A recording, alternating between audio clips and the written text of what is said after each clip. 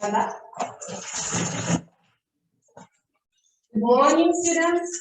Good morning, teacher. Down. Today. I'm on today. Who is absent? Today is absent, Shad and Sit down. Let's start our lesson. Our topic. Yani бүгінгі тақырыбымыз денелердің ауырлық күшінің әрекетімен қозғалуы, жердің жасанды себептерінің қозғалысы. In English, motion of bodies under the action of gravity. Motion of satellites. Yes? Next. Бүгінгі оқу мақсаттарымыз бірінші ғарыштық жылдамдықтың формуласын есептер шығаруда қолдану, ғарыш аппараттарының орбиталарын салыстыру және тартылыс өрісіндегі дененің қозғалысын сипаттайтын шамаларды анықтау. Yeah?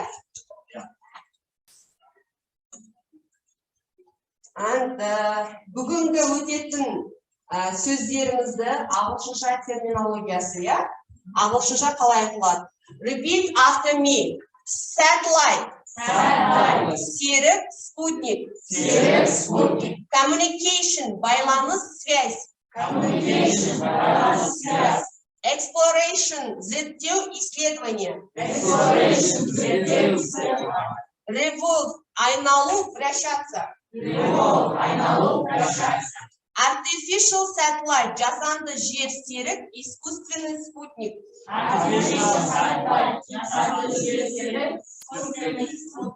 Natural satellite, табиғи жер серігі, естественный спутник Земли.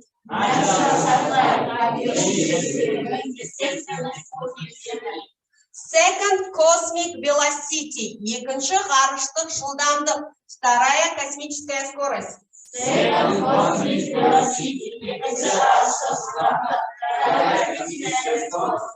Excellent. Radius, радиус. Outcome, нәтиже, результат. Computation, есептеу, вычисление.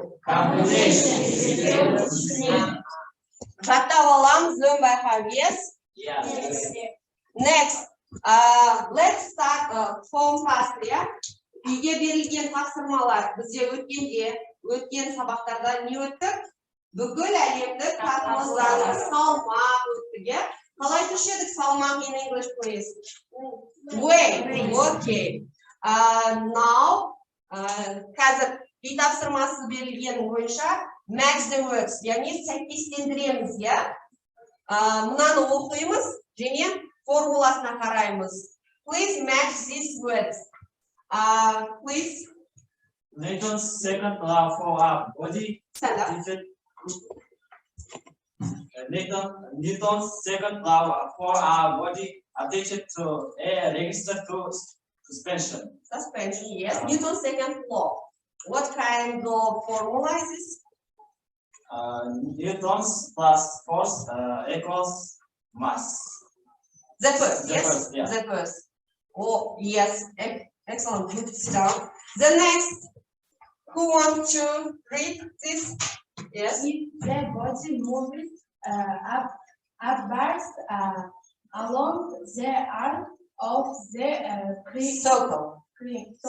Circle. Yes. If the body moves upward along the arc of the circle, yes. What kind of formula is this?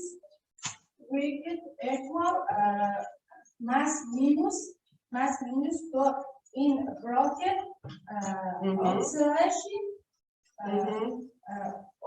official minus acceleration. Minus acceleration. The third, yes. Wait. Good, very good. Sit down. The next, the third. Ayolu, please. Wait, spin equals 0. What? Wait up. Yes. Very good.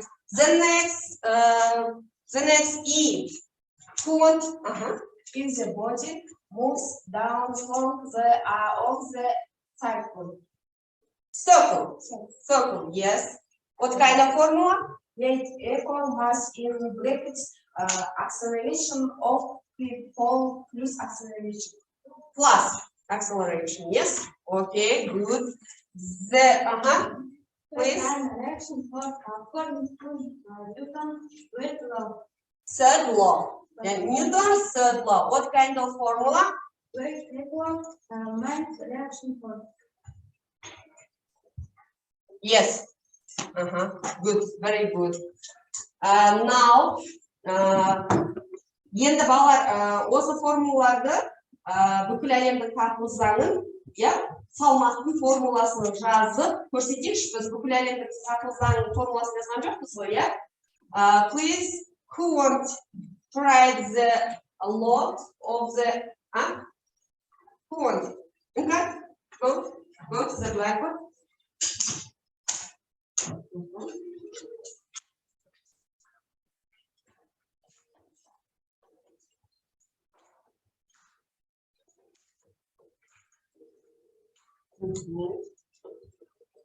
Force equal gravitation Yes. times to mass 1 times to mass 2 of per Right. Square. square raised Square of radius. Okay, good. What law is it? Қандай заң? Бүкіл әлемдік тартылу заңы. Okay. The next weight. Madam, go to the blackboard, please.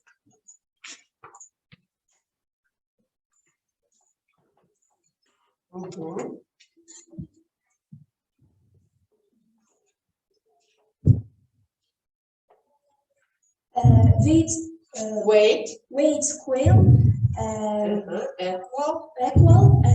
mass times 2 Okay. in brackets acceleration Of free fall. of free fall minus acceleration. Good, very good, Madam. Next, weight. Who wants, please? Салмақ, бізде көпірдің үстімен және көпірдің асты бойыншамен келетін болсақ, салмақ қалай табады екенбіз? Осылай табады екенбіз, please. Weight equal mass times 2 acceleration of free fall Plus acceleration. in brackets, yes? Good, very good. Түсінікті ғой, бұл бізде үй тапсырмасы болатын, Енді балалар, біз бүгін, бағана біз жаңа сөздерді өттік, Жаңа сөздерде көптеген бір сөз айтыңдаршы. Қандай сөз таныс болды сенде, таныс болмады. Мысалы, осы уақытқа дейін өтпедік. Тақырыбымыздан қандай сөз сендерге жаңа болды? Мысалы, ауырлық күш білеміз ба? Жасанды жер серіктері туралы өттік па? Өттік па? Жасанды жер серіктері туралы? Яғни бүгін біз жасанды жер серіктері қалай жүреді, және қалай әрекет етер соны білетін боламыз. Енді тақтаға қараймыз, мен қазір түсіндіріп шығайын. Бізде ауырлық күшінің әсерінен кез келген затты жерге ұстап жіберетін болса, ол не істейді? Міндетті түрде жерге түседі. Мына борды алып кез келген жерге лақтырсақ, ол не істейді? Міндетті түрде жерге түседі. Бірақ біздің қалай лақтырғанымызға байланысты. Біз жібердік па оны? Біз бұрыш жасап лақтырдық па? Не болмаса биіктікте 5-ші этажда тұрып борды лақтырдық па? Қалай лақтырдық? Енді сол әртүрлі қозғалыстарға байланысты бірінші вертикаль. Қалай болады вертикаль лақтыру деген ол? Вертикаль қозғалыс дегеніміз қандай қозғалыс? Яғни Y осі бойынша ма, жоқ, X осі бойынша ма? Y осі бойынша. Мына біздің затымыз, кез келген денеміз H биіктікте не істеп жатыр? Жоғары қарай лақтыратын болсақ вертикаль, жоғарыдан төмен қарай не істейді? Құлайды. Яғни осы жерде біз қандай қозғалыс аламыз? Жылдамдық, VY бойынша жылдамдығымыз неге тиген оқыңдаршы?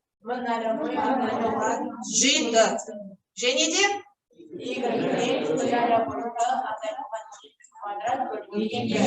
Жеті квадрат бөлінген 2. Және де осы денені лақтырған кезде ол белгілі бір уақытта ұшады ғой, иә? Сол ұшу уақытын табатын болса, оқи ғой ешкім Нұрзат формуланы. Т2 тең 2С1 тең 2О бөлінген G. False. In English, yes? Good. Яғни бізде осылай біз дененің ұшу уақытын табалады екенбіз. Бастапқы жылдамдықтың еселенгенін еркін түсуде не істейміз? Бөлу арқылы, иә? Және де бізде максимал бір биіктікке келеді де, ол не істейді? Өз тартылыс күшінің әсерінен жерге қарай не істейді? Құлайды, ол ұшып кете бермейді ғой, иә? Белгілі бір биіктікке барғанда ол құлайды. Сол кезде неге тең екен максимал биіктігіміз? Оқышы кім? Аяулым оқышы. Қандай формула? Дұрыс, өте дұрыс. Яғни бастапқы жылдамдықтың квадратын 2G-ға көп бөлгенге тең екен. Do you understand? Қазақша, орысша. Так, енді келесі бізде горизонталь лақтырған дене қозғалысы. Қалай ол горизонталь? X осі бойынша ма, Y осі бойынша ма? Яғни, X осі бойынша горизонталь былай лақтырамыз, иә? Сол кезде мұны суретте көрсетіп тұрғандай, денені мысалы 5-ші этажда тұрдықта оны лақтыра салды, иә? Сол кезде дене не істейді? Құлайды, иә? Белгілі бір немен, траекториямен құлайды екен. Енді осы қозғалысты қарастырайық. Амыз бұл үдеу G-ға тең деп аламыз. Яғни екеуінің айырмашылығы не? Үдеу, еркін түсу, үдеу, иә? Үдеуді X осі бойынша аламыз, ал G-ді Y осі бойынша биіктігіне байланысты. Және де жүрілген жол және биіктік. Екеуі бір-біріне тең. Бастапқы жылдамдығымыз неге тең? 0-ге тең. Бастапқы Y нолевойымыз H-ға биіктікке тең. Ал дене тұрақты жылдамдықпен бір қалыпты қозғалады дейді. Сонда біз L-ымыз, мұны L деп отырғанымыз, қай жерге дейін? Біз егерде лақтыратын болсақ, ол тура сол жерге түспейді ғой, иә? Белгілі бір арақашықтық, мұны L арақашықтық өзгеріп барып не істейді екен? Құлайды екен. Сол кезде L-ымыз неге тең екен? Кім ерге бұлан оқыш?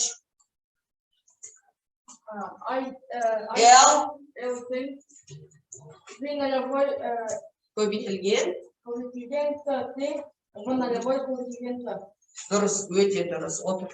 Яғни бастапқы жылдамдығы уақытын көбейтсек, не шығады екен?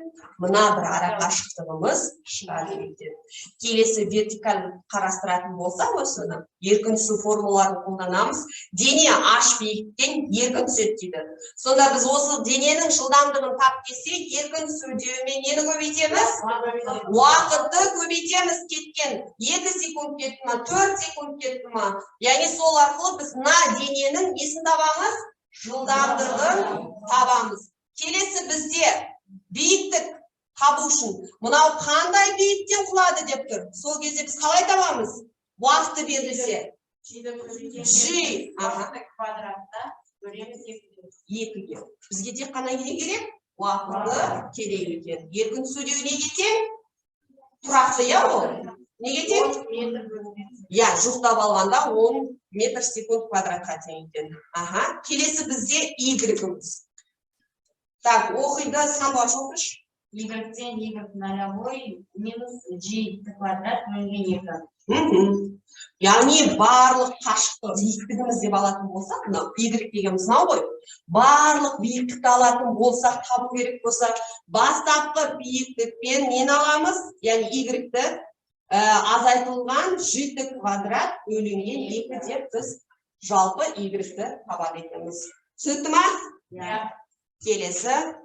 Енді көкжиекке бағана айттым ғой, мысалы бейсбол ойнаған кезде, немесе пушкадан оқ атқан кезде белгілі бір неге қояды? Бұрышқа қояды. Не үшін? Себебі ол атылған кезде барып белгілі бір максимал биіктікті алады да, сосын міндетті түрде неге құлайды? Жерге құлайды. Мән беретін болсаңдар, мына екеуінің ұзындықтары қандай болып тұр мысалы кеткен траекториясы? Яғни ортаңғы аш биіктікпен мына беті де бірдей, мына жүрген жолы да бірдей. Және уақыттары да қандай болады? Бірдей болады. Мына дене атылғаннан кейін максимал биіктікке барғаннан кейін және жерге түскенге дейінгі екеуінің кеткен уақыты бірдей болады.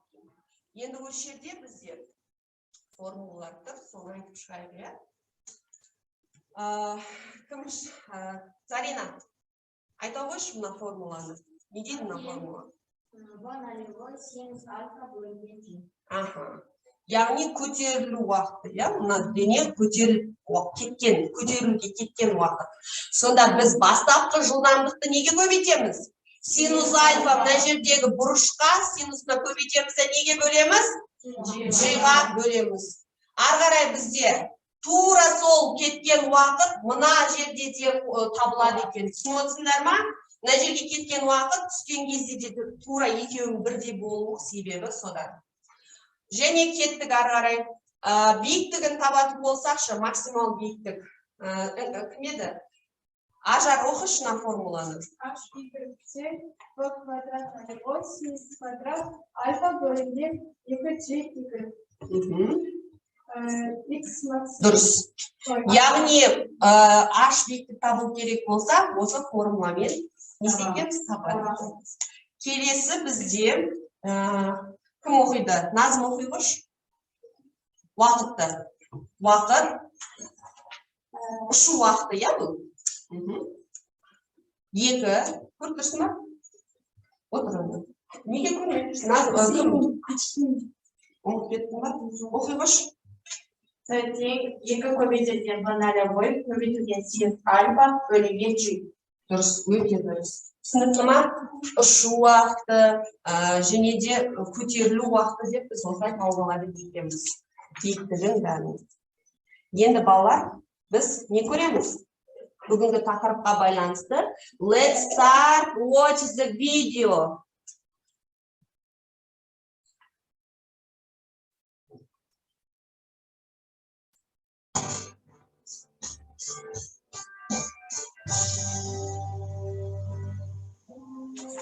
Satellite.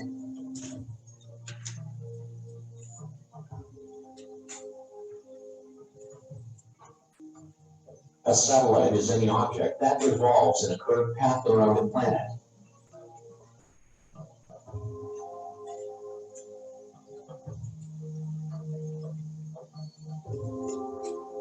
There are two major types of categorization when it comes down to satellites.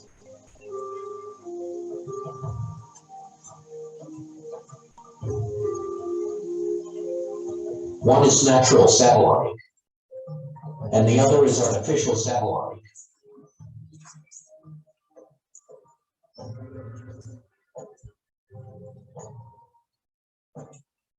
A natural satellite is any celestial body in space that orbits around a larger body.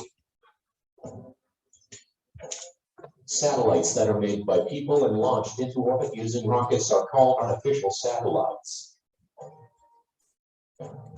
Launching an artificial satellite. The launching a satellite into orbit involves two-steps process. First, the satellite has to be taken to the desired altitude. Then, it has to be pushed up at the right velocity to begin and maintain its orbit. To launch a satellite in an orbit around the Earth, launch vehicle, such as a rocket or a space shuttle, is used. A launch vehicle travels straight up only for the first few seconds of its flight. A satellite launch vehicle is a multi-stage rocket. It also contains several smaller booster rockets. The boosters give the rocket its initial thrust during launch and carry the vehicle through the early part of the flight.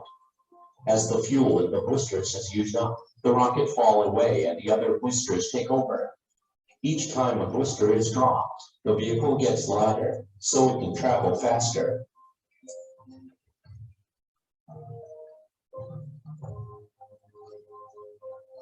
When it finally reaches the proper altitude and speed, it releases the satellite into the orbit.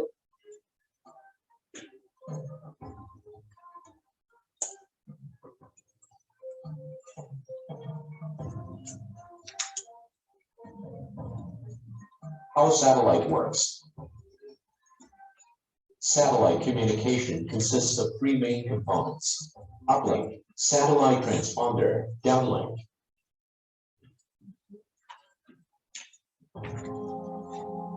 An uplink Earth station, equatorial orbit, inclined orbit, and polar orbit.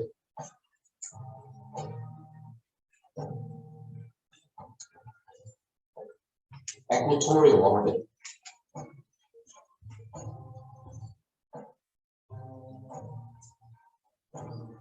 Equatorial orbit, yes?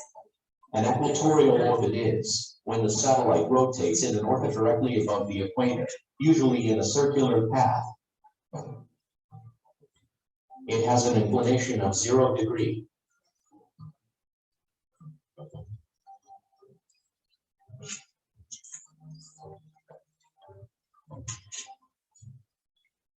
Inclined orbit. Inclined orbit.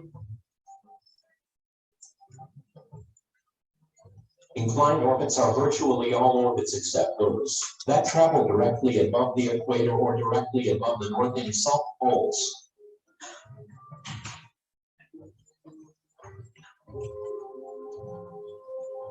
The angle of inclination vary between 0 to 180 degrees.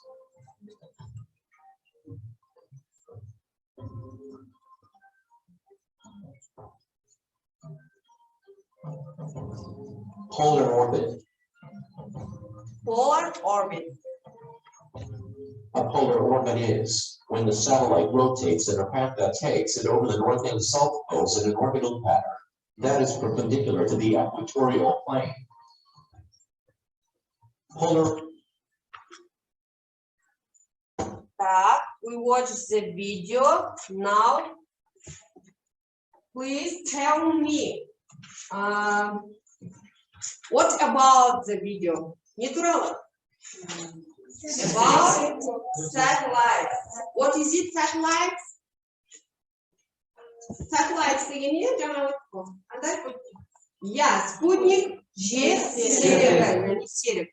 what kind of, how many types of satellites? Two types, one artificial satellite and then two natural satellite. Natural satellite. Жасанды және табиғи. Табиғиға қайсы жатады? Natural. Айды не дейміз ағылшынша? Moon. Ал artificialға жасанды біздің барлық жер серіктеріміз жатады. The next question, how many orbits has satellite? Қанша орбитасы бар? Three orbit, inclined orbit, equatorial orbit, and polar orbit. Polar orbit, okay, three. Яғни олардың градусына қарай, жаңа көрдіңдер ма, қозғалысына мән беріңдер дегеніне қарағанда 0 градус, 90 градустан, 180 градустан жүріп жатыр, иә. Енді балалар, осыған байланысты біз ары қарай түсіндіріп өтейін. Мына біздің жасанды серіктердің қозғалысы бүкіл әлемдік заңы күші әрекетінен дененің дөңгелек орбита бойымен қозғалысы жүзеге асатын жылдамдық. Қандай жылдамдық? Бірінші ғарыштық жылдамдық. Мәні неге тең? 7,10 метр секундқа. Ары қарай кеттік. Және қазір мен текущий валют қойын. Так, оқышы, кім? Нұрзат оқыш? Парабола. Траекторияға сәйкес келетін жылдамдық екінші ғарыштық жылдамдық деп аталады. Себеп ұшатын дене үшін екінші ғарыштық жылдамдықтың мәні қосып шығара аламыз. Мына формула арқылы біз қорыта аламыз. Бұл жерде бірінші ғарыштық жылдамдық, екінші ғарыштық, міне үшінші тұр, бұлардың бәрі не үшін? Қайдан алынып жатыр бұның барлығы? Қай жақтан алынып жатыр? Жаңа біз айттық қой, біздің жерімізде қанша? Біраз арақашықтықта орналасқан, иә? жаңа айтып шеңбер бойымен дедік, эллипс бойымен дедік, иә? Жаңа 3 түрлі жасанды сетіп көрдіңдер ма? Сол үшеу 3 түрлі немен айналып жатыр? 3 түрлі градуста, 3 түрлі жолмен, 3 түрлі бағытпен айналып жатыр. Яғни сол үшеуі не екен? Осы жылдамдықпен қозғалады екен. Үшінші қарсылық жылдамдықтан асатын болса мәні, ол уже күн жүйесіне қарай есеп кетеді екен. Өтіп кетеді екен, күн жүйесінің қозғалысы болып. Енді бүгінгі біздің неміз, формуламыз, мына жасанды жер серіктеріне қатысты В тең түбір асты G жердің массасы көбейтілген, бөлінген жердің радиусымен және қандай биіктікте спутнигіміз, жер серігіміз орналасқанға байланысты. Мынау жердің радиусы, мынау ненікі? Жер серігіміздің қанша биіктікте орналасқанға байланысты. Енді осыған байланысты бізде кітабымызды ашамыз. Open your books. Problem solving 19 page 117 page. Яғни өзімізді кітабымыздағы 125-дегі есепті шығарамыз. Тақтаға шығады кім? Аружан кел, бірінші қатардан, Зарина кел, бірінші қатардан болмаса, сосын екінші қатардан кім? Аружан, сосын кен кім? Нұрай кел. Үш есепке шығыңдар тақтаға. Тексіз жаңа тақырыбына формуланы тақтаға жазып қойдым. Бүгінгі есептерді шығарайық.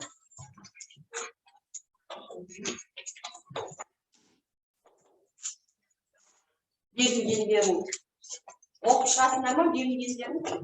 Зарина, оқы бірінші сентімдік. Екі болған дененің 0,1 километр биіктіктен жылдамдығы 20 метр секунд. 20 метр секунд. 1 секундтан кейін ол қандай биіктікте болады? 1 секунд бұрын ол қандай нүктеде болған? G тең 10 метр секунд деп алыңдар. Жауаптарды қыбырдыда бүтін санға дейін дөңгелектеп берді. Берілгенін жаза қойып, есебімді шығара қойып. Екінші есеп кім алды? Дене горизонталь лақтырылды. 5 секундтан кейін жылдамдық пен үдеу бағыттарының арасындағы бұрыш 45 градусты құрайды. Дененің осы мезеттегі жылдамдығын анықтаңдар. G тең 10 метр секунд квадрат деп алыңдар. Жауаптарыңызды қыбырдыда омыртқа тең дөңгелектеп беріңдер. Жаза қойып. Садақ атушы жебені көкжиекте 30 градус бұрыш жасай 60 метр бөлінген секунд бастапқы жылдамдықпен атты. Егер нысана садақпен бір деңгейде болса, нысанаға дейінгі арақашықтықты анықтаңдар.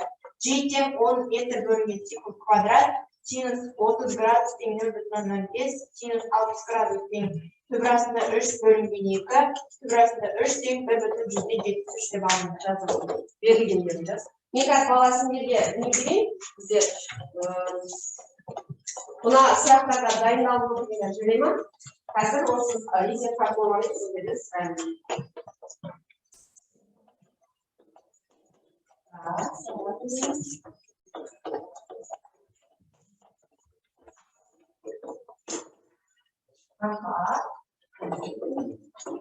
Нұрасыл.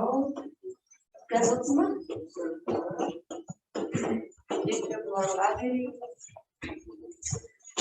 Сәлет, сенен сұрақпасын дайындалып.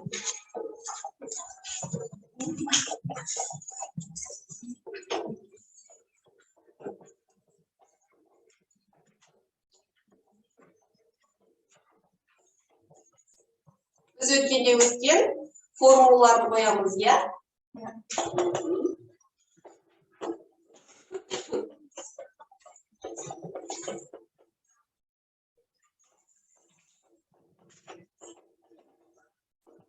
Açısını görüyorum o yüzden. Kaça çıktı? Taş bir bilgisayar olayım.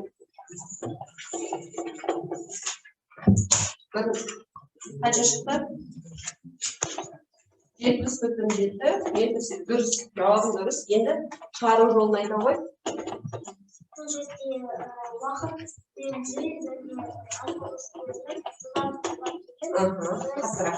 бірге формулаға салып, Ya.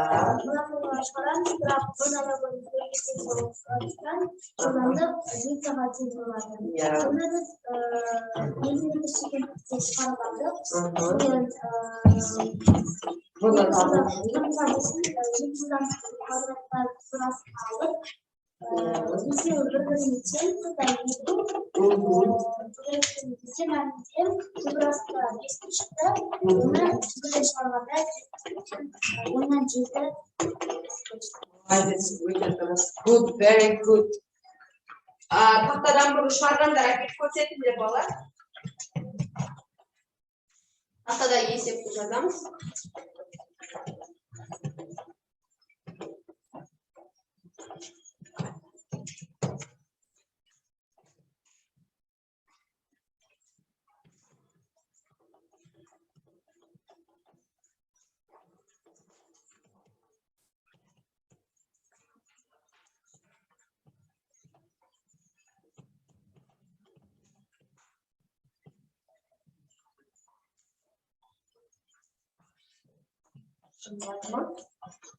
Сұрақтарға дайынсыз ба?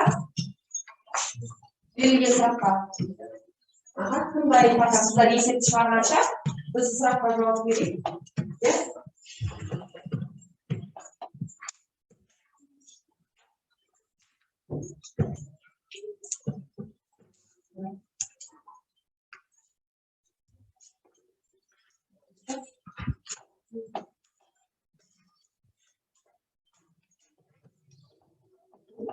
Балалар қыздар есеп шығарып біткенше біз сұрағымызға жауап алайық, иә? Максимум күтелі уақытында Тұрамыз орнына. Дейм equal velocity. Дейм через альфа. Максимумды шешті, қатты айтамыз. Дейм equal velocity. Дейм через альфа for acceleration of free fall. Yes. Бұл не? Максимум күтелі уақыт. Максимал көтерілу уақытымыздың формуласын алып жатыр. Келесі жасалайық дайынсың ба?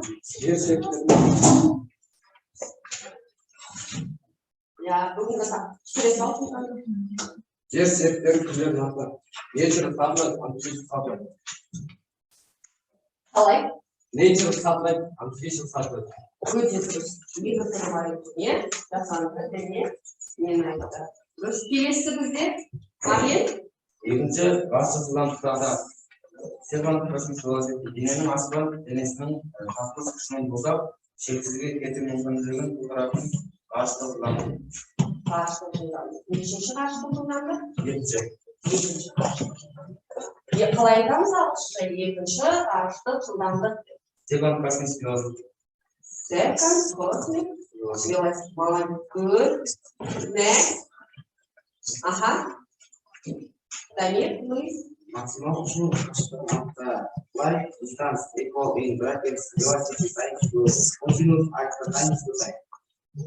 Окей. Times to time. Нені айттың сен? Максимал ұшу қашықтық. Максимал ұшу қашықтық. Рахат. Қатты айта қойшы, мен сен естіп тұрмын. Менің жүргізген ұшу уақытында уақыт ағысынша қалай болады? Ага. Time equal root 2 per acceleration of free fall. Окей, good. Молодец, Рахат. Формуланы айтты. Келесі, Нұрасыл. Бірінші ғасыр жылдамдықтың орбита болуымен аспан денесіне қайнауға қозғалатын жасанды жөнделесін болады. Я бірінші ғарыштық. Фьюз point верасы. Қалай? Ал фьюз point верасы. The first cosmic velocity. Good, very good, Нұрасыл. Соңғы кім бар бізде? Everyone, please. Сол қашықтығын анықта flight distance equal in brackets velocity times 2 cosine alpha times 2 time. Міне қашықтық сөзі ағылшынша distance деп аударылады. Молодец, good, very good. Сабит, please. Жасанды жер серіктерінің неше орбиталары бар? Эквилибриал, инклит, полар. inclined, orbit. orbit, and polar, не? Қанша екен вообще? Жалпы. Жалпы? Үшеу екен. Good. Sit down. Төртеу дегені қалай болды? Аха. Енді бізде. Зарина, please. биіктігі берілген, жылдамдығы менде уақыт берілген. Зарина. Бері қарай ғой. Нұрайка, былай қарай. Бізге биіктік және де жылдамдық уақыт берілген. Бізге биіктігін табу керек, сосын биіктігін нулевойын табу керек. Мен биіктікті километрді метрге айналдырдық. Формуласында мынау тең айнымалы қозғалыс сол бойынша өрнектеп, біріншісінде 45 метр шықты, екіншісінде 145 метр шықты. Жауабы 145 метр. Дұрыс, жауабы өте дұрыс. 145 метр шықты, дұрыс. Сен қанша шықты жауабың? 311,4 метр. Дұрыс. Бізде бастапқы жылдамдық синус және үдеу берілген. Бұл жерде Синусқа бұрыштар берілген, бұрыштар 30 градус және 60 градус. Кейіннен ара қашықтықты табамыз. Бұл жерде түбір асты 3 тең 1,73-ке тең болады. Және де бірінші биіктікті табу арқылы біз формула құрастырамыз, яғни айналдырамыз уақытқа, нулевойға, ара қашықтыққа. Кейіннен ара қашық жүрген жолмен ара қашықтықтың формуласын тауып алғаннан кейін берілген сандарды орнына қоямыз. Иә, дұрыс айтасың. Сонда Есептеп 311,4 метр. дұрыс, жақсы, дұрыс есептегенсің, формулаң дұрыс. Very good, Нұрайка. Сидан. Енді балалар біз қазақша өзіміздің кітабымыздың жаттығуымызды орындадық. Енді қазір біздің кітабымыз бар, ағылшынша физика. Посттік оқуға байланысты бізде осы тақырыбымыз бар. Motional satellites дегенде біздің бүгін өткен тақырыбымыз. Видеоны оқып шығасыңдар, қарайсыңдар, көптеген ақпараттар бар, иә. Енді осыған байланысты біз бүгін осы жерде де бір есепті мысалда қарастырсақ, тақтаға бізде сандуғаш шамыш, біз енді ағылшынша бір есеп шығарайық, сосын қалған мысалдарды есептерді өздері шығарасыңдар, иә? Be quick. Сандуғаш, be quick.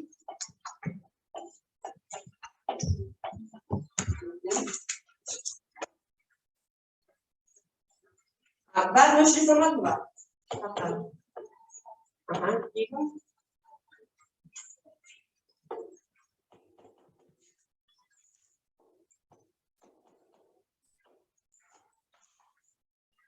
Дәптерлеріңе жазып алыңдар.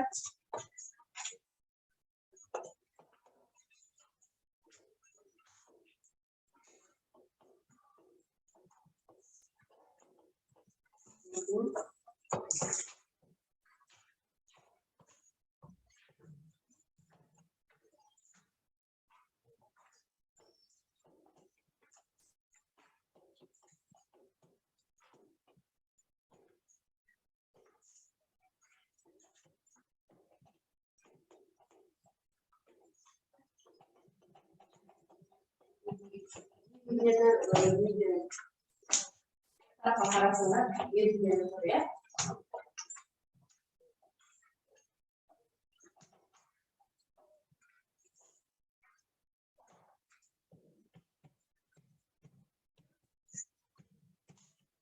Слушай.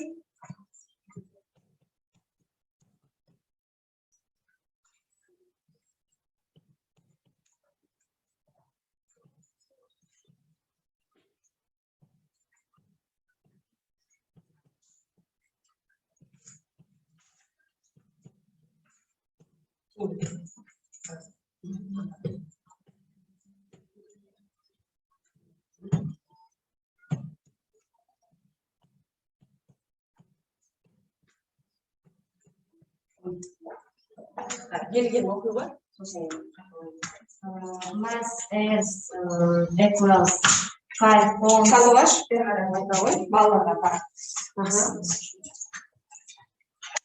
Mass is equal 5.98 times 2 24 degrees of 10 kilogram.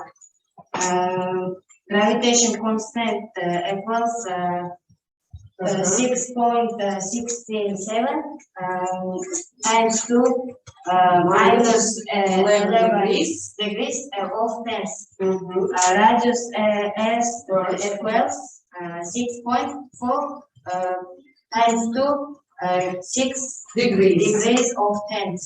P equals 3.40. Find the radius. Окей. Так, answer please. Solution force equals mass acceleration. Law second newtons.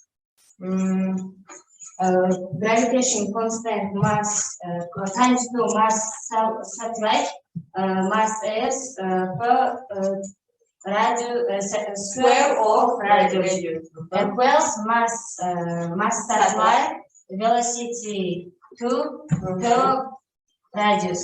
Radius cube equals 4.23 times 2 7 degrees of